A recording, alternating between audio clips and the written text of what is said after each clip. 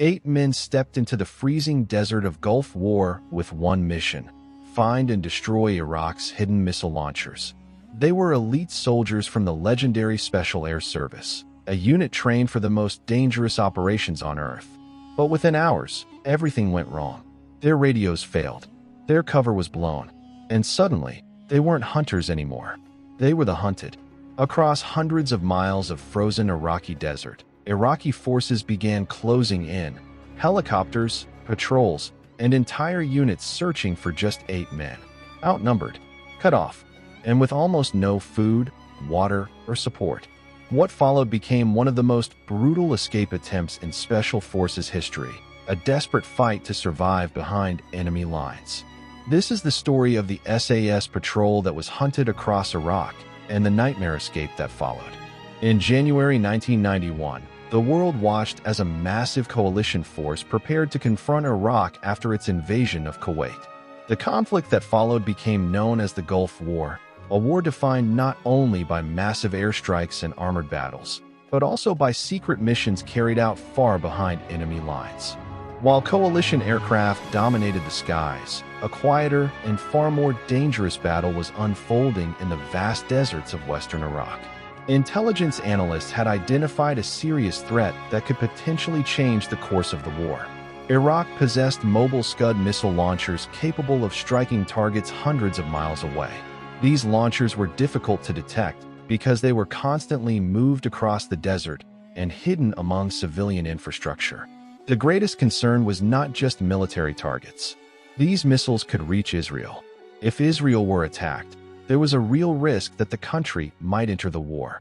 That single move could fracture the delicate coalition of nations fighting against Iraq. Several Arab states were part of the coalition, and their participation depended on the war remaining focused on Kuwait. If Israel joined the conflict, the entire political balance could collapse. Stopping the Scud launchers became an urgent priority. Satellites and aircraft tried to locate them, but the Iraqi military had perfected the art of deception. Launchers were hidden in garages, tunnels, and even abandoned buildings. They could be moved, fired, and gone again within minutes. The only reliable way to track them was from the ground. That responsibility fell to one of the most elite military units in the world, the Special Air Service. The SAS had built a reputation over decades as masters of deep reconnaissance and unconventional warfare. Their soldiers were trained to operate in small teams, often completely alone, surviving for weeks in hostile territory. They specialized in missions that required patience, stealth, and extreme endurance. Western Iraq was exactly the kind of environment they had trained for. The desert there stretched endlessly, broken only by rocky ridges and occasional roads used by Iraqi military convoys. It was a harsh and unforgiving landscape, especially during winter. Temperatures could drop well below freezing at night, and violent winds swept across the open ground. It was the perfect place to hide, but it was also the perfect place to die. Coalition planners began organizing a series of reconnaissance patrols that would infiltrate deep into Iraqi territory. These teams would observe roads, monitor suspected missile sites, and guide airstrikes onto targets when they were discovered. One of those patrols would soon become one of the most famous and tragic missions in Special Forces history. The patrol was made up of 8 men from the SAS. Each one had years of training and experience. They were experts in survival, navigation, and combat. Their equipment included radios, surveillance gear, weapons, and supplies designed to keep them alive in the desert for several days. But they would be operating incredibly far from friendly forces. Once inserted, there would be no quick rescue if something went wrong. Their mission was simple on paper. They would travel deep into western Iraq, establish an observation post overlooking a key supply route, and monitor the area for any movement of Scud missile launchers. If they spotted one, they would report the location and direct coalition aircraft to destroy it. It was dangerous, but it was a mission the SAS had performed many times before in different conflicts. The key to success was remaining invisible. If the patrol could hide successfully, Iraqi forces might never know they were there. But if they were discovered, the situation could turn deadly very quickly. The Iraqi military had thousands of soldiers stationed across the region.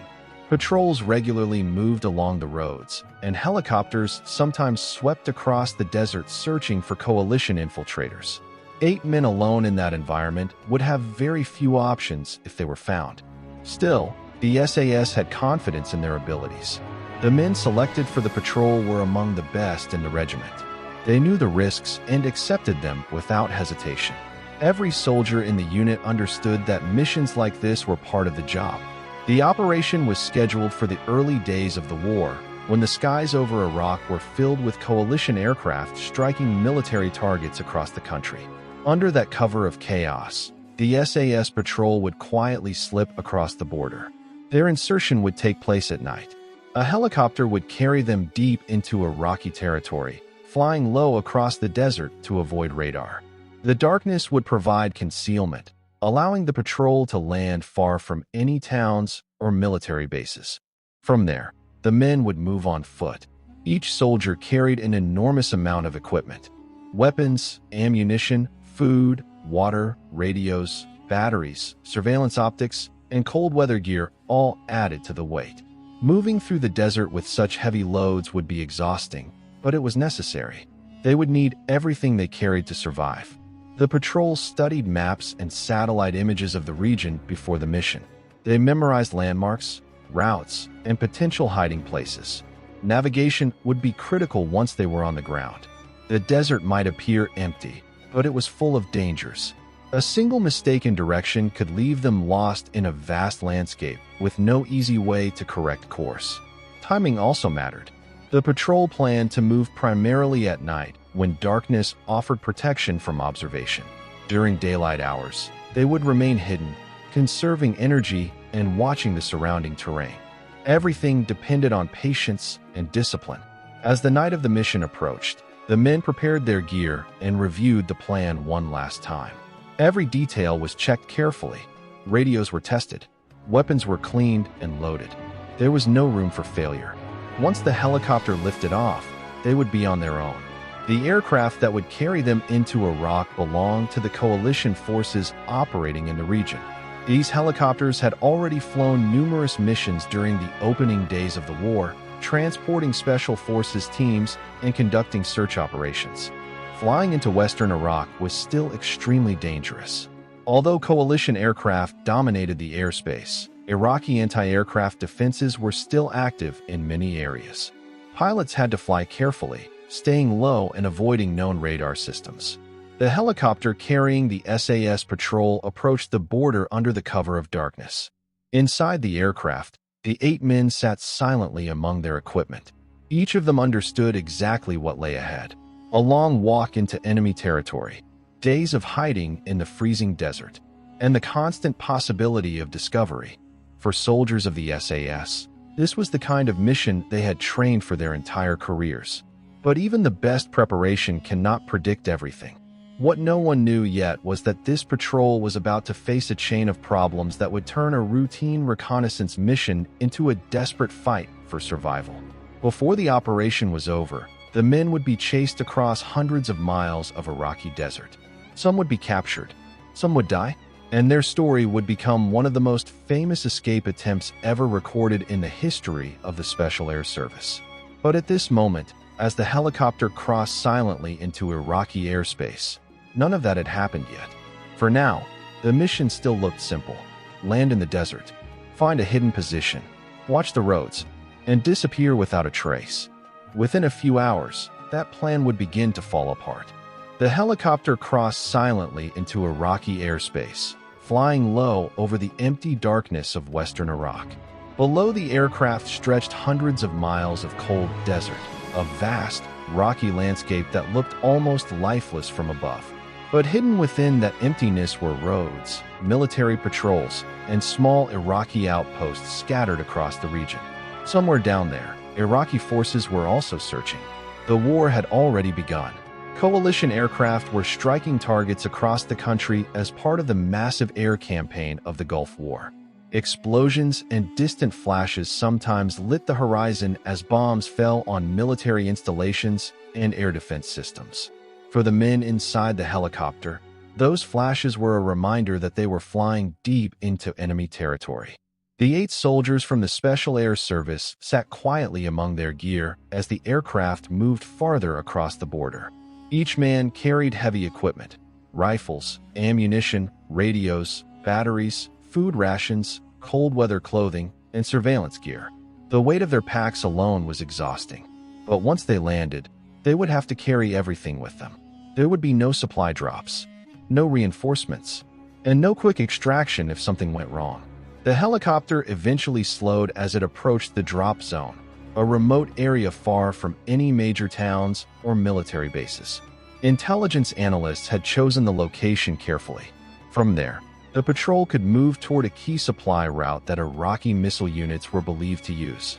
If Scud launchers were moving through western Iraq, there was a good chance they would pass through this area. The helicopter descended slowly toward the desert floor. The moment the aircraft touched down, the patrol moved quickly. The 8 men stepped out into the cold night air, pulling their heavy packs from the helicopter as the rotors whipped sand and dust into the darkness. Within seconds, the aircraft lifted off again. The sound of the helicopter faded quickly as it disappeared back into the night. Now the patrol was completely alone. The silence of the desert returned almost immediately. It was colder than anyone expected. The winter nights in western Iraq could be brutally harsh. Temperatures dropped below freezing, and a constant wind moved across the open ground, cutting through clothing and draining energy from anyone exposed to it. The patrol began moving almost immediately. Standing still for too long in that cold could become dangerous. But more importantly, they needed to leave the landing zone quickly. Helicopter landings could sometimes be detected or reported by local villagers or Iraqi patrols. Every minute spent near the landing site increased the risk of discovery. The men navigated using compasses and maps, carefully moving across the rocky desert terrain. Walking with such heavy packs slowed them down, but speed was less important than stealth. The desert looked flat from the air, but on the ground it was uneven and difficult. Low ridges, scattered rocks, and patches of soft sand made every step harder. Even moving quietly required effort. Hours passed as the patrol continued their approach toward the area where they planned to establish their observation post. By the time the first pale light of dawn began to appear on the horizon, the men had covered several miles. Daylight changed everything. Moving during the day in open desert was extremely dangerous. Even a small group of men could be spotted from miles away by passing vehicles or aircraft. So as the sun rose, the patrol searched for a place to hide. They eventually found a shallow depression among rocky ground that provided some natural concealment. It wasn't perfect, but it would have to do. The men quickly camouflaged their position with rocks and desert-colored equipment. From a distance, it would be almost impossible to spot them. The patrol settled in to wait. During the day, they remained almost completely motionless. Observation was their main task now.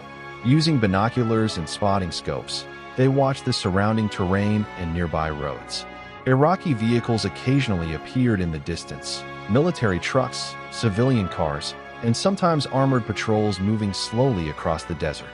Each sighting was recorded and monitored, but so far, there was no sign of the Scud launchers they had been sent to find. As the hours passed, another problem began to emerge. The patrol's communications equipment was not working properly. The radio that was supposed to connect them with coalition command struggled to transmit through the terrain. The rocky ridges around them interfered with the signal, making it extremely difficult to send clear messages. At first, the team believed it was only a temporary issue. They tried adjusting the antenna and repositioning the radio equipment, hoping to find a better signal. But every attempt produced the same result: weak or broken communication. This was a serious problem. Without reliable radio contact, the patrol could not report what they saw. More importantly, they would have difficulty calling for extraction or assistance if the mission changed. Still, the team continued observing the area. As evening approached, the temperature began dropping again. The cold returned quickly once the sun disappeared below the horizon. The desert that had felt warm during the day became freezing again within hours. When darkness finally arrived, the patrol prepared to move. They planned to relocate closer to the road they were monitoring, hoping to find a better position for both observation and communication. But moving at night in the desert came with its own risks. Navigation was harder, and the terrain was unpredictable. Even small mistakes could expose them or lead them directly into Iraqi patrol routes. The men carefully packed their equipment and began the slow walk toward their new position. For hours they moved through the darkness, staying low and avoiding the open ground whenever possible. Eventually, they found a location that looked promising. A low ridge provided some concealment while still offering a view of the road below. It was close enough for effective observation, but still hidden from casual patrols passing through the area. The patrol began preparing their new hide position. Equipment was carefully arranged. Observation optics were placed to monitor the road. Radios were set up again in hopes of finally establishing contact with Coalition Command. But before they could finish settling in, something unexpected happened. In the distance, faint lights appeared. At first, the soldiers assumed it was just another vehicle moving along the road. But as the lights grew closer, it became clear that it was something else. Figures were moving across the desert. Several people, possibly local shepherds or villagers, were walking through the area with animals. That alone wasn't unusual, but the patrol realized something worrying. Their high position might not be as hidden as they thought. If those civilians came too close, they might notice the soldiers hiding among the rocks. And if civilians reported what they saw to Iraqi authorities, the entire mission could collapse within hours. The patrol froze in position, hoping the group would pass by without noticing anything. But the figures continued moving closer. Every second now felt dangerous. Because if their presence was discovered here in the middle of the Iraqi desert, the 8 men of the Special Air Service would suddenly find themselves surrounded by enemy territory, with no easy way out. At first, the patrol hoped the figures moving across the desert would simply pass by. The group in the distance appeared to be local shepherds guiding their animals through the rocky terrain. In western Iraq, this was not unusual. Nomadic families often moved across the desert with goats or sheep, following whatever grazing land they could find. Normally, such civilians would pose little danger. But in the middle of a war, even a brief encounter could be catastrophic. The 8 soldiers from the Special Air Service remained perfectly still, pressed against the cold ground as the figures moved closer. Every man knew that if they were spotted, the civilians might report them to Iraqi authorities. And in this part of Iraq, news of foreign soldiers would spread quickly. The patrol waited silently, hoping the shepherds would simply walk past without noticing anything unusual. But the terrain around the hide position was not as secure as they had believed. One of the civilians began moving toward the rocky ridge where the patrol had taken cover. At first, the soldiers thought the man might just be guiding his animals. But as he came closer, it became clear that he had seen something that caught his attention. Perhaps it was a piece of equipment, perhaps a shadow among the rocks, or perhaps the careful camouflage of the patrol still wasn't enough to hide 8 men in such an open landscape. The soldiers faced a terrible dilemma. If the civilians discovered them, the entire mission would be compromised. Iraqi forces would almost certainly be alerted, and patrols would begin sweeping the area. But confronting civilians carried its own risks. Any struggle or noise could draw attention from nearby Iraqi units. For a moment, the patrol remained frozen, hoping the man would turn away. But he didn't. The shepherd came closer. At that point, the patrol commander realized the mission had already begun to unravel. The presence of civilians so close to their hide meant the patrol could no longer guarantee secrecy. Even if the man left without confrontation, he might still report what he had seen later. Within minutes or hours, Iraqi forces could begin searching the desert. The commander made a difficult decision. The patrol would have to move. Quickly and quietly, the soldiers gathered their equipment and prepared to leave the hide position.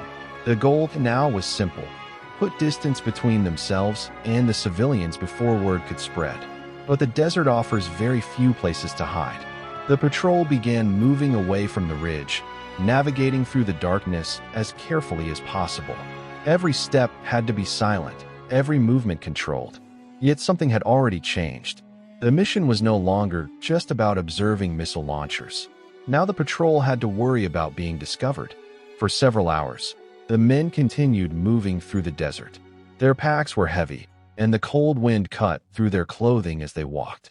The temperature dropped steadily as the night continued, making every pause feel dangerously cold. Eventually, they found another temporary position where they could stop and observe the surrounding area. But before they could fully settle in, another problem appeared. In the distance, the faint sound of engines echoed across the desert. Vehicles. At first, the patrol assumed it might just be a convoy moving along the road they had been monitoring. But the sound grew louder and more frequent, suggesting multiple vehicles were moving through the region. Soon headlights appeared on the horizon, and then another set, and another. Iraqi military patrols were moving across the desert. That alone was not unusual. Iraqi forces frequently used trucks and armored vehicles to patrol the region. But something about the pattern of movement felt different. The vehicles were spreading out. Instead of staying on the road, several trucks appeared to be moving off-road, sweeping across the desert in different directions. It looked like a search operation. The patrol realized something alarming. The civilians they had encountered earlier might have already reported them, or Iraqi forces had spotted some other sign of their presence. Either way, the desert was no longer safe. The patrol quickly packed their equipment again and began moving farther west, hoping to avoid the approaching patrols. But the Iraqi search effort seemed to be expanding. More vehicles appeared across the horizon. Occasionally, the men could hear voices carried by the wind or see distant headlights sweeping across the ground. The patrol was now dangerously exposed. 8 soldiers moving across open desert would leave tracks, especially in soft sand. Even with careful navigation, their route could be followed by experienced trackers. And if Iraqi forces brought dogs or helicopters into the search, the situation could become even worse. The commander made another decision. Instead of trying to hide again, the patrol would move farther away from the area entirely. Their new goal was survival. They began heading west toward the Syrian border, hundreds of miles away.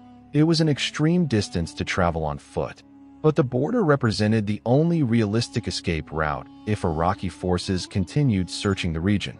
As the men walked through the freezing desert, exhaustion began to build. Each soldier carried more than 80 pounds of equipment. The constant walking, combined with the cold wind and lack of sleep, slowly drained their energy. And the night was far from over. Suddenly, a new sound echoed across the desert. The distant thumping of rotor blades. Helicopters. The patrol immediately dropped low to the ground, scanning the sky for movement. Within minutes, dark shapes appeared above the horizon. Iraqi helicopters were now flying across the desert, sweeping the area with searchlights. If those aircraft spotted the patrol, escape would become almost impossible. Helicopters could quickly guide ground forces directly toward their position. The searchlights moved slowly across the desert floor, illuminating ridges, rocks, and open ground. The patrol lay perfectly still as one of the helicopters passed overhead. The beam of light swept across the ground only a short distance away. For several seconds, it seemed possible the aircraft might detect them. But the helicopter continued moving. The soldiers remained frozen until the sound faded into the distance. However, the message was now clear. The Iraqis were actively hunting. What had begun as a reconnaissance mission was rapidly turning into a desperate escape. The patrol continued walking through the night, trying to stay ahead of the search effort. But the freezing temperature was becoming another enemy. Some of the soldiers were already beginning to feel the effects of the cold. Their boots were stiff with frost, and the wind cut through their gloves whenever they stopped moving. They still had a long distance to travel, and Iraqi patrols were now searching the desert behind them. Before the sun rose again, the men of the Special Air Service would face the moment they had feared the most: direct contact with Iraqi forces. And once the shooting started, the patrol would no longer be able to hide. They would have to run. As the first light of dawn stretched across the desert, the 8 men of the Special Air Service realized the nightmare was only beginning. The faint sounds of engines from the previous night had multiplied, and now the desert appeared alive with Iraqi vehicles combing the area. The patrol was no longer on a mission of observation. They had become fugitives in a hostile land. The patrol commander called for a quick regroup. Every man scanned the horizon as they crouched behind rocks and low ridges, trying to estimate the size of the forces converging on their position. From the tracks in the sand and distant engine noises, it was clear that Iraqi forces were closing in. They had likely been detected by either the earlier civilian encounter or the tracks left behind during the night's movement. The patrol's radios, still unreliable, offered no reassurance. They could not call for backup, they could not request an extraction, and there was no guarantee anyone even knew they were missing. They were utterly alone, surrounded by enemy soldiers, and trapped deep behind Iraqi lines. Every decision now carried life or death consequences. The patrol had to move carefully, constantly adjusting their path to avoid detection. They used the terrain to their advantage, slipping from ridges to depressions, from rocky outcrops to sandy gullies, always watching for movement in the distance. But the desert, vast as it was, had few true hiding places. Every step left tracks. Every movement could be followed. By mid-morning, the Iraqi forces intensified their search. Convoys of armored personnel carriers and jeeps moved methodically across the desert, forming a cordon around the suspected area. Helicopters hovered above, scanning the ground for signs of movement. Occasionally, bursts of gunfire in the distance hinted at other SAS patrols or scouts encountering the same deadly challenge. The patrol realized that to survive, they would have to abandon the original mission entirely. There would be no further observation posts, no targeting of Scud launchers. Survival became the single objective.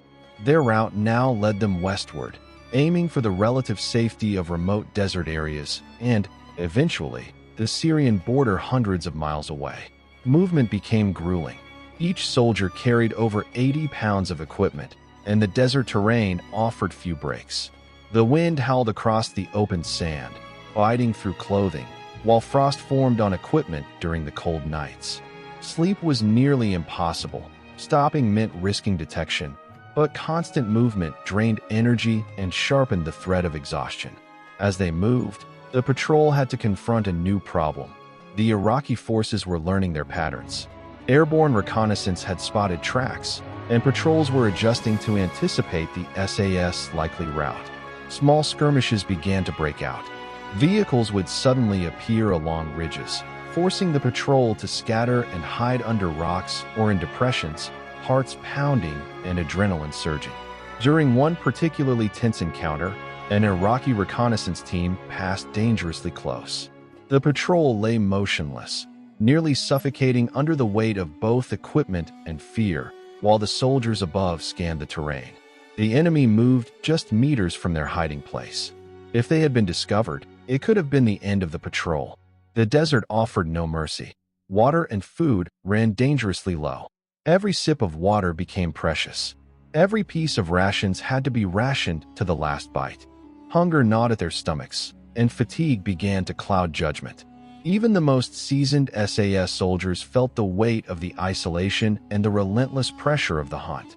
By the second night, the patrol realized that Iraqi forces were employing more than just vehicles and helicopters. They had started to coordinate their sweep, establishing checkpoints, and setting up ambushes along likely escape routes. This was no longer a simple search, it was a manhunt.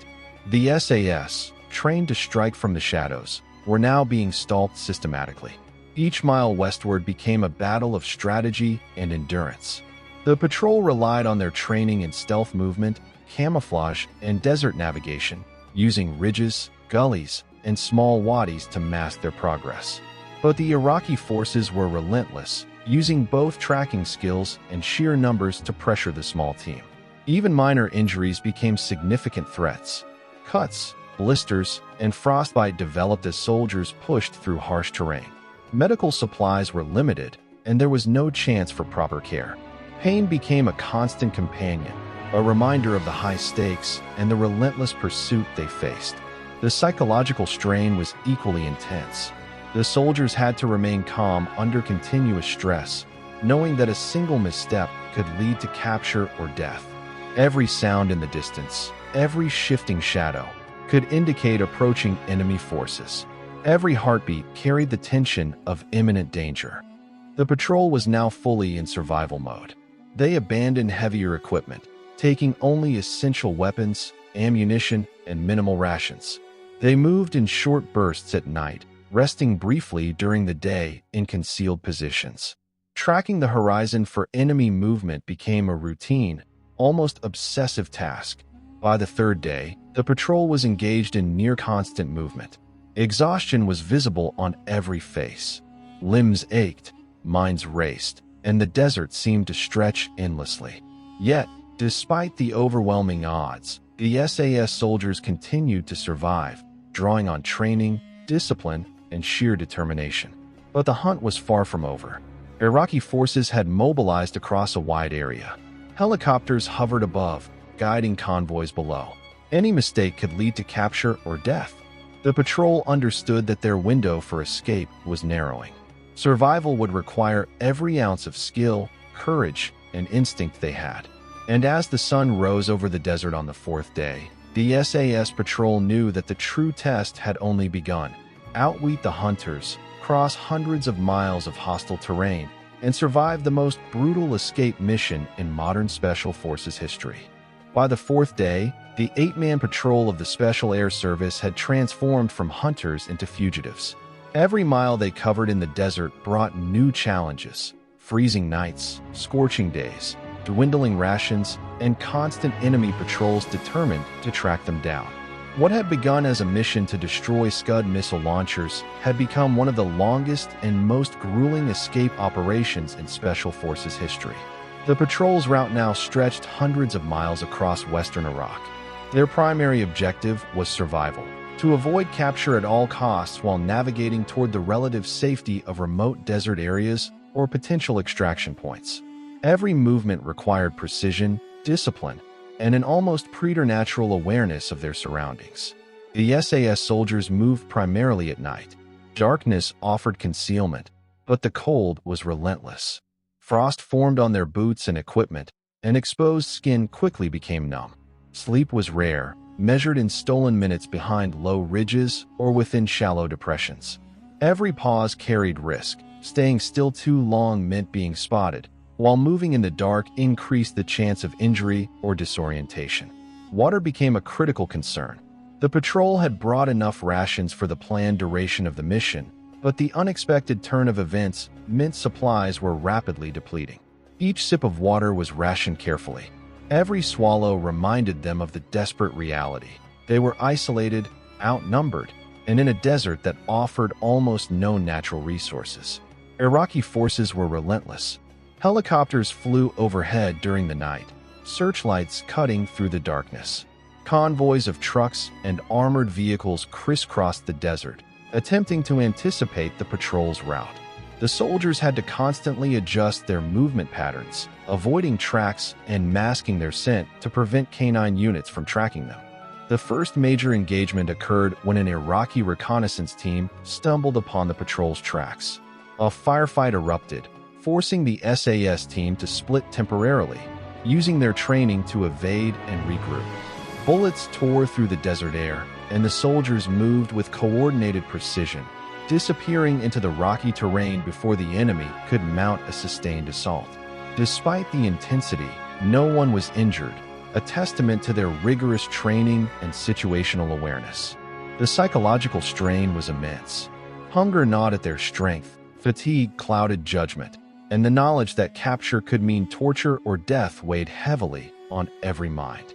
The soldiers relied not only on training but also on instinct, pushing through exhaustion with a single-minded focus on survival. Days turned into a relentless chase. The patrol faced not only human threats, but environmental hazards as well. Desert winds created sandstorms that obscured vision and disoriented even the most experienced navigators. Rocky ridges forced grueling climbs while soft dunes sapped energy with every step. The cold at night and the heat of the day formed a punishing cycle, testing both endurance and morale. As the pursuit continued, the patrol began using creative survival tactics. They buried caches of water and rations to lighten loads, improvised shelters using rocks and sparse vegetation, and used decoy tracks to mislead Iraqi trackers. Every strategy was designed to outsmart a relentless enemy with superior numbers.